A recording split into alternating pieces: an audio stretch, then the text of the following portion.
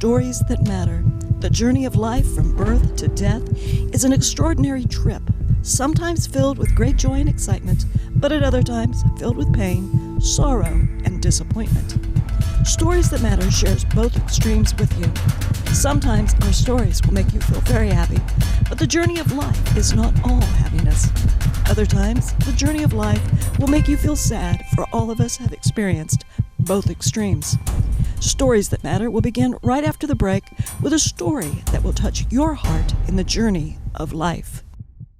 Welcome to Stories That Matter. I am your host, Doug Thompson. My special guests today, and both of them, are very special people.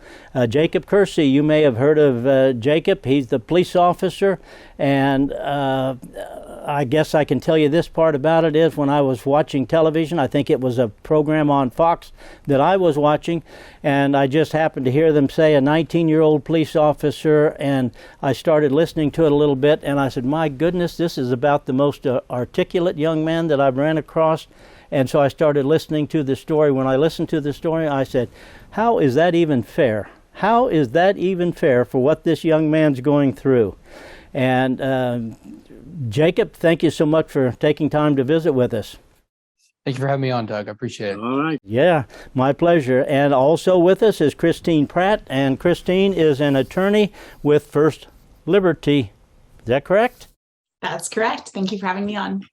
Well, I appreciate you being on. So let me start, because as I listened to this, Jacob, as I listened to this story, I said, how is that even fair? How is it even fair? Well, I've heard the whole story, but how about sharing it with us, would you? Absolutely. So yeah, January 2nd, I made a Facebook post when I was off duty on my personal Facebook page that stated my belief in traditional marriage as outlined in Scripture. What I posted was somewhat of a paraphrase of Ephesians chapter 5. I stated God designed marriage. Marriage refers to Christ and the church. That's why there's no such thing as homosexual marriage, which, by the way, is a deeply held Christian belief and held by many Christians and Americans all over this nation, including other police officers. On January 3rd, I received a phone call from my supervisor. He told me that I would need to remove the post, and if I failed to do so, it could result in my termination. And he cited separation of church and state as one of the reasons why I would have to remove the post. I declined to do so, and eventually I was told to turn in everything that belongs to the city the following morning. So January 4th, I go in and I turn in everything. I have a meeting with my command staff and my chief. My chief likened what I had said to the same thing as using the N-word. And they showed that they were very hostile towards my stance and my Christian beliefs, and told me that they weren't going to fire me, but they were going to place me on administrative leave and do an investigation. So I was placed on administrative leave. They did an investigation. They didn't find anything that was a violation of city policy or rules or department policy. But they brought me back, told me I could come back to work. However, they're going to create a new department policy that would state that if I did what I had done originally again, that is, state any of my biblical beliefs that someone somewhere finds offensive, that I would be fired for it. They told me they were going to create a new department policy that would prohibit me from expressing my deeply held religious beliefs, even those expressed off duty. And they gave me an ultimatum. They said, you can resign now if you don't think you can abide by this new department policy, or if you come back and you do this again, you'll be fired. Well, Jacob, the statement that you used, of course, where did you get it? That you put on your post, where'd you get it from? From the Scripture. Like I said earlier, I paraphrased Ephesians chapter 5, and Paul also writes to the Corinthian church in 1 Corinthians chapter 6, where he states a similar concept. Yeah, and I also think it's probably in Genesis 1:24 and Matthew 19:4-6. What you're saying, of course, is biblical, and I don't see the problem with it. Did anybody explain what the problem with it is? My command staff cited that it raises concerns about my ability to do my job effectively as a police officer, which I think is absolutely absurd. I mean, to the idea that you could question any public servant and their ability to perform their job fairly and in a professional manner simply because they have deeply held religious beliefs is absolutely absurd. And that's the reason why we're sharing this story. Number one, I want to encourage other believers to not to bow to cancel culture, but also I think it's very important when it comes to the First Amendment and when it comes to religious liberty, which is why Christine Pratt is also joining us on this call. And she can speak to some of the steps that we're taking going forward as far as First Liberty and ensuring that this doesn't happen to another police officer ever again.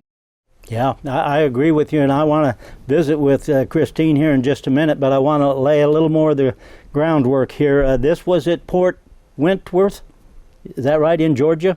Correct. The Port Wentworth Police Department, it's near Savannah, Georgia. And that's close to Fort Benning, isn't it?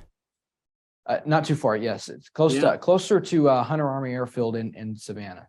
Okay, I've fallen back on my old Army days, so I appreciate that. Christine, we're going to cut away and take a break here in just a few seconds, but when we come back, I want to talk to you about what action you're taking as an attorney in this case, and how this plays out, and why does this young man have to go through this, and what can anybody, the city or anybody else, say is wrong with what he has done. We're going to be right back. You're watching Stories That Matter. Welcome back to Stories That Matter. I'm Doug Thompson, and my guest is Christine Pratt, and she has been helping Jacob as he's working through on this situation. Worked for the police department in Georgia and got terminated.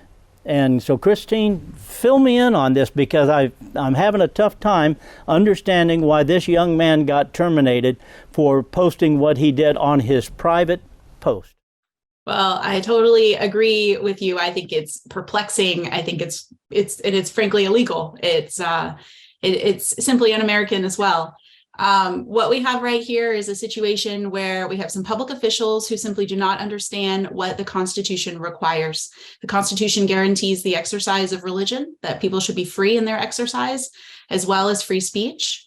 And in this case, this police department, God help them. I hope that it's that it's just a mistake that they just needed a little clarification on. That's what we're hoping here.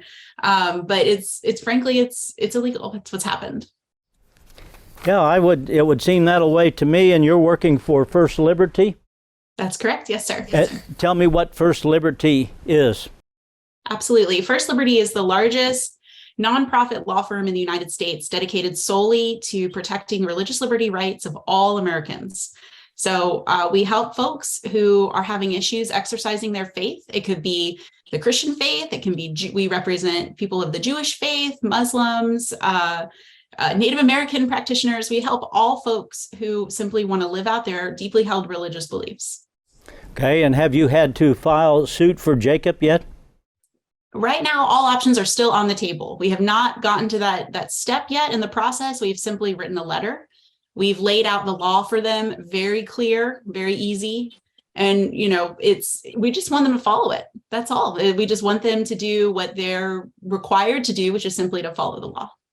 Okay. I'm not going to ask you specifically about their responses, but in a general form, are they saying why they are right and you are wrong? So far, we're still waiting to hear back from them. They have chosen not to respond.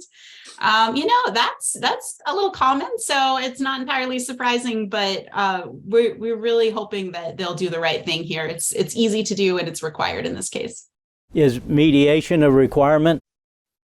Not to my knowledge. We're not at that stage yet.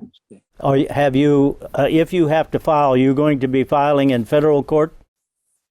We're still, we're not going to able to divulge a lot of the strategy and next steps yet, since we're still in the early stages. Yeah. Okay. I don't want you to share any more with that with me. I appreciate the fact that you've stepped in to help Jacob, because this would be a load for him as any private individual. It would be difficult. And have you been involved in cases where you have had to make demand upon whether they're businesses or individuals or companies? Have you had to deal with that before? Absolutely, yes. We are very busy, especially in the last couple of years.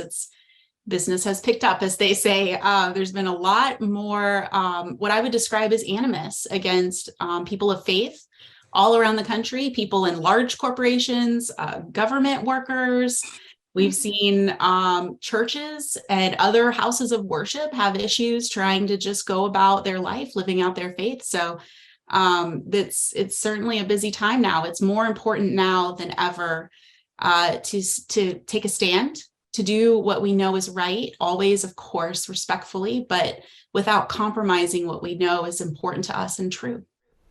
It feels to me, as I'm in my capacities, and I'm in the legal field. I'm an attorney and a judge, and so it feels like to me that the world is just literally upside down, and is headed that way anyway. And because I run across things, and maybe it's just because I'm old now, but it's a situation. I said, does that make sense to anybody? Does that make sense? What your position is with this, and it seems to be that people are taking a position to say, well, I can put all these things up there, but you can't use a scripture from the Bible that says this because now you're offending somebody. Right. It's a total misunderstanding as well of the Christian perspective on the issue of marriage. And it's not just Christian. There are people of many various types of faith from various types of backgrounds that understand the importance of preserving and supporting traditional marriage. But it's very sad that we're in a place now where we have to explain why we would not mistreat someone based on their personal choices. We simply believe that traditional marriage is a valuable, important thing in society, that it is worth fighting for in our personal lives. It's just a simple truth. Yeah, I appreciate what you're doing to help Jacob as he's going through this, because this would be a terrible load without him. And tell me a little about First Liberty. How long has it been in business representing people such as Jacob? We've been out in the public sphere for about 30 years and really working hard. Like I said, it has ramped up in over those 30 years. It has only gotten busier and busier. But we also feel, it's for such a time as this, that this is the time not to get busy or get complacent, but to show up when we're supposed to show up and speak if we're supposed to speak. So. Well, I'm guessing on this part here. I'm guessing that probably what happened was that you saw what Jacob was going through. Your First Liberty saw what he was going through and reached out to him and offered to help him. Would that be accurate? Yeah, I forget now who, if he contacted or we contacted, I don't remember at this point, but we're very, very, supportive of Jacob. And it's not even a simple, it's simply the Constitution. We're constitutional lawyers. We love the founding document of this country. We think it's worth preserving and reminding public officials that is frankly not new, that public officials need to be reminded of what the Constitution requires. And we're really just hopeful that, Jacob's stand can reverberate out into the culture and remind public officials everywhere, not just his supervisors, but everywhere, that people of faith do not have to hide who they are, particularly in their personal time when they're speaking private speech. They're not speaking, not wearing the uniform, speaking for the department. He's a multifaceted person. And, I have to tell you, when I think about what kind of police officers we want out on the streets, we want men who think carefully about, character, how they live their lives, what is the right way to treat people.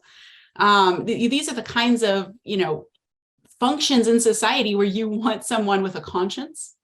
And so it's pretty ridiculous, but it's also kind of counterintuitive. They're shooting themselves in the foot. When you start showing hostility towards religious people, you're going to lose people of faith who think about character and live for that sort of thing. So it's a good reminder for everyone everywhere. Oh, I agree with you, Christine. Thank you. We're going to cut away, take a break. We'll be right back. You're listening to Stories That Matter.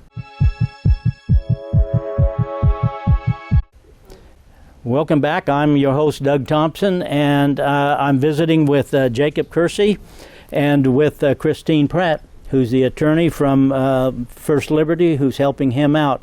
So, Jacob, I got a few questions for you because everybody has a story, and you grew up in a family of some sort. Tell me about your family. Absolutely. Well, it's very common nowadays for children to grow up in broken homes. And I was one of those. I grew up in a broken home. My parents never got married, and there was a big custody battle. Through all this, there was a lot of law enforcement involved in my life at a very young age, dealing with the custody battle. And they went above and beyond just what they had to do, responding to the call, handling the call, and then going back in service. They came and they encouraged a young boy who, they might not ever see ever again in their life, and they might only deal with this case. They had no idea who I was going to turn out to be or what my future would be like, and why should they care? But they did, right? And it's just amazing to see how that impact on my life at such a very young age led me to want to be a police officer. And so when I was old enough in the state of Georgia, I went to the police academy and served a local community as a police officer. Unfortunately, with my police department showing hostility towards my religious views that were expressed off duty, they effectively forced me to resign. And that has implications, and that sets a precedent for people of all faith. Christine Pratt mentioned in the last segment where you were talking to her that it's important that people of all faith know that they have the right to speak their religious beliefs. If you can't speak about your religion, then you don't have religious freedom. And so whether you're a Christian or not, if you're a Jew or a Muslim or some other person of faith and you have these deeply held religious beliefs, you shouldn't be worried that you're going to be fired or ousted out of your job or treated hostilely because you have those deeply held religious beliefs. This is America. And I hope that we can return to that vision for America as outlined in the Constitution, the First Amendment. And I certainly hope that the city of Port Wentworth will apologize for their actions and will ensure to protecting the rights of people of all faith, Christians, Muslims, Jews, or whoever. They have the right to speak their mind and to speak about their religious beliefs, especially if they're off duty on their own personal time. And Jacob, in regards to your growing up, were you involved in church? Were you involved in church activities? Church has always been an important part of my life, and Christ is at the core and at the center of everything I do and aspire to be. And especially as a police officer, what Scripture teaches about the inherent dignity, value, and worth of other human beings. That is the reason why I did what I did. That's why I went out there and served my community. And when I responded to a call, it doesn't matter whether I agree with you or not. You're a human being, and you're loved by God, and you have inherent dignity, worth, and value. And so the way I treat people is based off of that. And we need more of that in law enforcement. We don't need less of that. But when you treat people of faith with hostility, telling them that they can't express their religious beliefs, you're going to get more of what you've seen in Memphis recently. People who, do you want officers who have no moral compass, who have no moral standard, no moral foundation? You're going to end up with more of what you've seen in Minneapolis with George Floyd. We don't need less law enforcement officers of faith and of morals. We need more. And so I certainly hope that law enforcement officers aren't discouraged from continuing their career, or future applicants aren't discouraged from applying to positions like this, because we need you. We need law enforcement officers of faith who have that view of human beings' inherent dignity, worth, and value serving in our nation's law enforcement. Jacob, I couldn't agree with you more. Having been in, as I'd mentioned, a police officer for a short period of time, but I hadn't been to the academy. But that's why I was riding in a car with somebody else. But police officers come up on the very, very difficult situations. There's tremendous anger. There's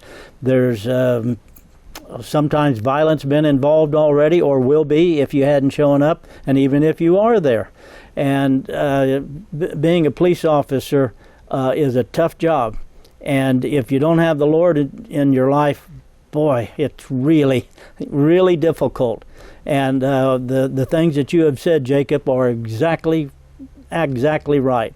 And I'm so proud of you. I'm proud of the fact that you went to church all through the years as you was a young man and a child, and you got it. You got the message, because many people go and they sit in the pew, and that's all they do.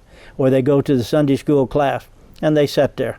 And when they get all done, they really didn't gain anything. But the Lord is standing right there, holding his hand out and says, take my hand, take my hand. And Christine, where do you head from here now? Currently, all options are on the table. We are evaluating. We're waiting for the police department. We're going to give them a fair shot to respond and voluntarily fix their illegal behaviors and policy. So that's pretty much where we are now. Is we're still strategizing and evaluating for next steps. Okay. And Jacob, are you intending to stay in law enforcement, whether it's back at the same place you were employed or somewhere else? Is that your intentions, or do you know yet? I'm praying about next steps and asking the Lord to lead me in the right direction. At the end of the day, I think what's most important is that we ensure this doesn't happen to another police officer again. I'm concerned about other law enforcement officers of faith at the Port Wentworth Police Department, my former coworkers, and law enforcement officers all over the nation. You know, I've received hundreds of messages from retired police officers, current police officers, police chiefs, police captains, members of the command staff at police departments who have reached out and told me, hey, I agree with you, keep standing. Or I've even received messages from police officers who said, hey, I don't agree with what you said, but I think you should have the right to say it and you shouldn't have lost your job. What's important now is that we ensure that, as Christine mentioned, that the city, corrects their actions, and that they ensure that this doesn't happen to another police officer again, and that this doesn't happen at any other city anywhere else in the United States. I agree with you. I agree with you completely. We're going to cut away, take a break. We'll be right back. You're listening to Stories That Matter.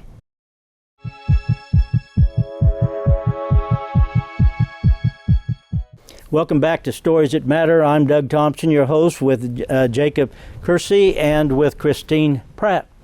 And I hope you've been enjoying this program. Jacob, is there anything else you want to add? Well, Christine mentioned earlier, that they've, at First Liberty, have been receiving more and more of these cases every single year. The reality is, if you're a person of faith, you have three options. You can either be complicit, complacent, or courageous.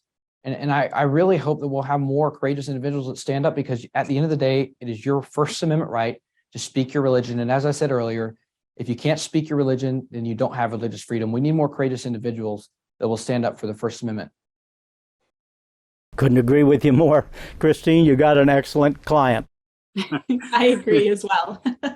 And I appreciate it that First Liberty is involved and that you're the attorney for them and stepping in here to help Jacob as he goes through this. And I'm going to be anxious to see how this part plays out, because we're going to cheer for you, we're going to pray for you, and we want nothing but success. Thanks for being here. Hope you've enjoyed Stories That Matter. See you next time.